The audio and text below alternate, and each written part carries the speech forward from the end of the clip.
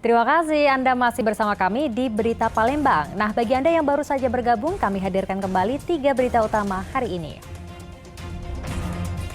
2 orang warga Kabupaten Muara Enim ditangkap polisi usai mengoplos BBM Pertalite hingga 35 jerigen. Diduga mengalami korsleting listrik, sebuah mobil terbakar di Palembang. Pengemudi mobil berhasil menyelamatkan diri.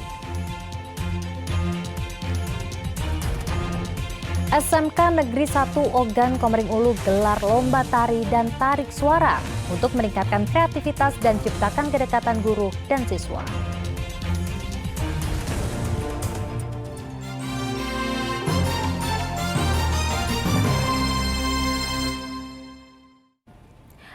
Stok vaksinasi ketiga atau booster di Kabupaten Ogan Komering Ulu saat ini kian menipis. Jika belum ada tambahan pasokan dalam pekan ini, pelayanan vaksin booster akan dihentikan sementara waktu.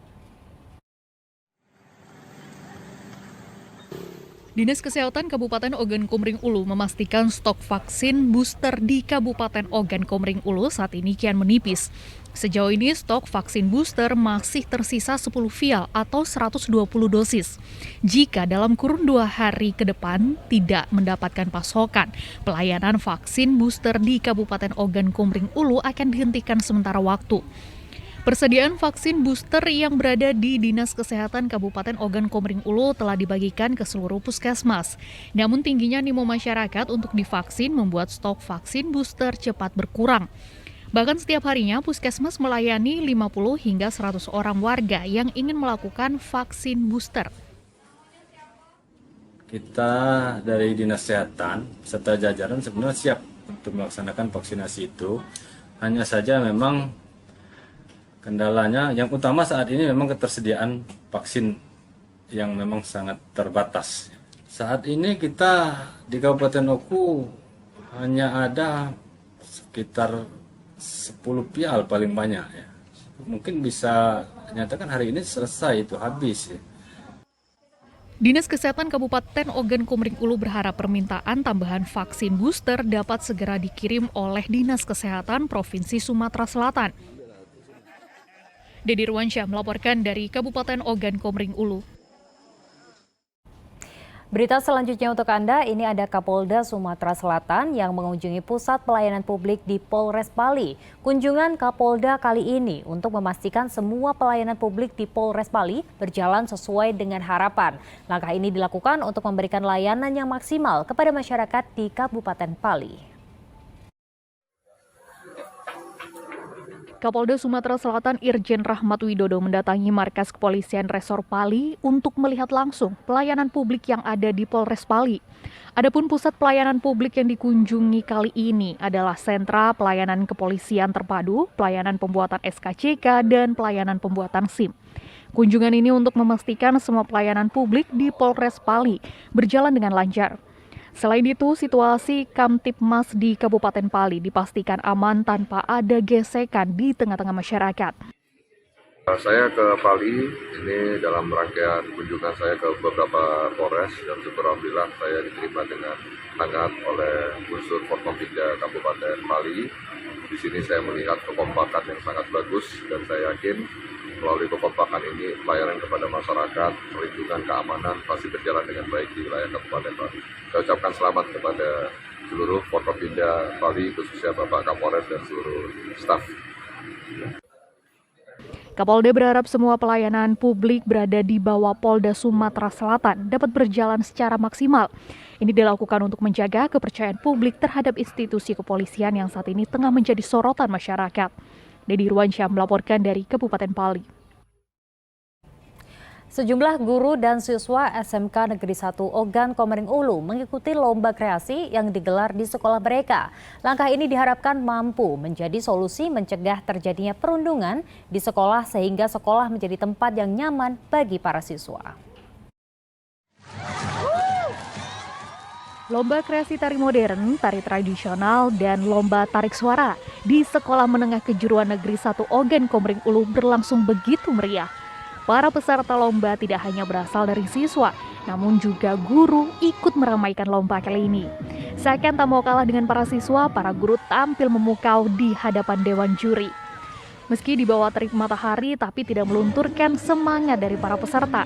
Lomba kreasi ini bertujuan untuk menciptakan hubungan yang harmonis antara guru dan para siswa, sehingga diharapkan acara ini mampu menjadi solusi mencegah aksi perundungan di lingkungan sekolah. Kegiatan ini bukan hanya melibatkan antar sesama guru saja, tetapi juga murid. Itu yang pertama, agar terjalin kekompakan ya antara siswa dan guru, dan akhirnya nanti akan terwujudlah keakraban antara siswa dan guru. Dan kalau sudah terjalin keakraban, kami akan lebih mudah untuk menyampaikan apapun norma-norma yang akan kami sampaikan kepada siswa, misalnya tidak lagi terjadi pembulian terhadap siswa. Sekolah sudah seharusnya menjadi tempat yang aman dan nyaman serta menyenangkan bagi para siswa. Untuk itu, mencegah kekerasan atau perundungan di lingkungan sekolah menjadi tanggung jawab bersama semua pihak, mulai dari guru, orang tua, dan pemerintah. Sebab dampak perundungan akan merusak mental atau kejiwaan siswa yang membuatnya menjadi minder, kurang percaya diri, dan menarik diri dari lingkungan sekitarnya. Didi Ruansyah melaporkan dari Kabupaten Ogan Komering Ulu. Ribuan pemuda asal Sumatera Selatan, Lampung, dan Jambi mengikuti seleksi program magang bekerja di Jepang. Program tersebut merupakan program kerjasama antara Kementerian Ketenagakerjaan dengan International Manpower Development Organization International Medium Japan. Dari 1.000 orang yang mendaftar dalam program ini, ada 92 calon peserta yang lulus uji seleksi. Selanjutnya, calon peserta magang yang lulus tes seleksi akan mengikuti tes bahasa, pelatihan daerah, dan internasional. Setelah itu, mereka akan didistribusikan ke sejumlah perusahaan di Jepang sesuai dengan latar belakang mereka masing-masing. Peserta program magang akan bekerja selama 3 hingga 5 tahun di Jepang. Mereka akan diberikan imbalan uang saku, uang lembur, dan modal kerja setelah selesai mengikuti program tersebut. Namun sayangnya, belum banyak masyarakat yang mengetahui program magang bekerja di Jepang ini karena kurangnya sosialisasi dan dukungan dari pemerintah kota dan kabupaten. Kemarin 1.000, tapi yang hadir 420 orang peserta yang ikut, yang lulus sampai hari ini 92 orang. Dari berbagai kabupaten kota yang ada di Sumatera Selatan, ditambah Provinsi Lampung, ada beberapa orang, ada juga dari Jambi. Selama 3 tahun di Jepang, dan setiap bulannya mereka itu akan menerima uang saku sekitar 12 juta sampai 13 juta per bulan. Itu kalau ditambah lembur bisa lebih. Magangnya selama 3 tahun di Jepang. Setelah selesai magang, mereka bisa lanjut lagi untuk melanjutkan 2 tahun, ataupun mereka lanjutkan visa kerja untuk bekerja lagi di perusahaan Jepang yang ada di Jepang maupun yang ada di Indonesia. Pulang ke Indonesia, mereka akan diberikan lagi modal usaha. Modal usaha itu sebesar 600.000 yen. Kalau 5 tahun mereka 1 juta yen.